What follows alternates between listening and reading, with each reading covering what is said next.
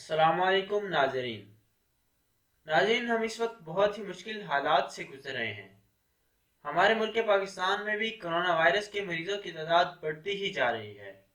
ناظرین، ایسے حالات میں جہاں احتیاطی تدابیر اپنانا بہت ضروری ہیں، اس کے ساتھ ساتھ رسول اللہ صلی اللہ علیہ وآلہ وسلم کی ایسے حالات میں کیا تعلیمات ہیں ان پر عمل کرنا بھی بہت لازم ہے۔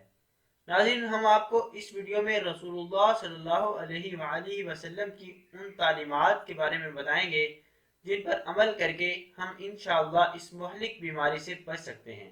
پیارے ناظرین، اس سے پہلے اگر آپ نے ہمارے چینل ایکچول پوائنٹ کو سبسکرائب نہیں کیا تو پہلے سبسکرائب کر لیجئے اور ساتھ بیل آئیکن کے بٹن کو دبا لیجئے تاکہ ہماری نئے آنے والی ویڈیو کا نوٹیفیکیشن آپ کو مل سکے۔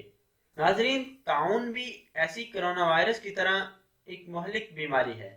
اس بارے میں حضرت اسامہ بن زید رضی اللہ عنہ فرماتے ہیں کہ رسول اللہ صلی اللہ علیہ وآلہ وسلم کا فرمان ہے جس کا مفہوم یہ ہے کہ اگر تم کو ایسی مہلک بیماری کا پتہ چلے کہ فلاں جگہ پر ہے تو اس بیماری کے زمانہ میں وہاں نہ جاؤ، اور اگر یہ بیماری کسی ایسی جگہ پر آ جائے جس جگہ تم پہلے سے موجود ہو تو اس سے بچاؤ کے لیے تم لوگ وہاں سے نہ نکلو، بچانے والی ذات اللہ کی ہے۔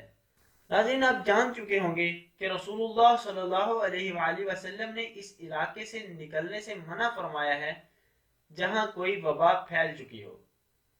لیکن ناظرین، آپ خود ہی اندازہ لگا سکتے ہیں کہ ہمارے ہاں کس طرح آمد و رفت کا سلسلہ شروع ہے۔ اندرون ملک تو لاک ڈاؤن ہے لیکن اس پر بھی کوئی عمل نہیں، جبکہ بیرون ملک سے بھی لوگ پاکستان آ رہے ہیں۔ ناظرین، کیا آپ جانتے ہیں کہ چائنا نے کس طرح اس مہلک وائرس کو کنٹرول کیا ہے؟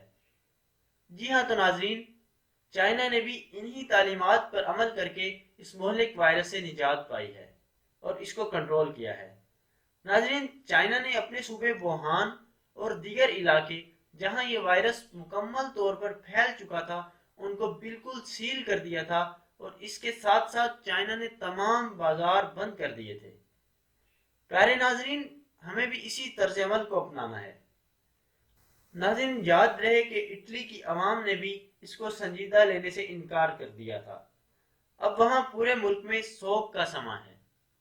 ناظرین، پاکستان میں بھی کرونا وائرس سے متاثر ہونے والے افراد کی تعداد 1000 سے زائد ہو چکی ہے، اور ان میں سے 8 لوگ خالق حقیقی سے جا ملے ہیں۔ ناظرین، سب سے اہم بات یہ ہے کہ 19 کے قریب مریض مکمل طور پر صحت یاب ہو چکے ہیں اور پورے ملک میں لاک ڈاؤن کی صورتحال ہے۔ ناظرین، امید ہے کہ آپ کو ہماری یہ ویڈیو پسند آئی ہوگی۔ ناظرین، اس ویڈیو کو لائک کیجئے اور زیادہ سے زیادہ شیئر کیجئے۔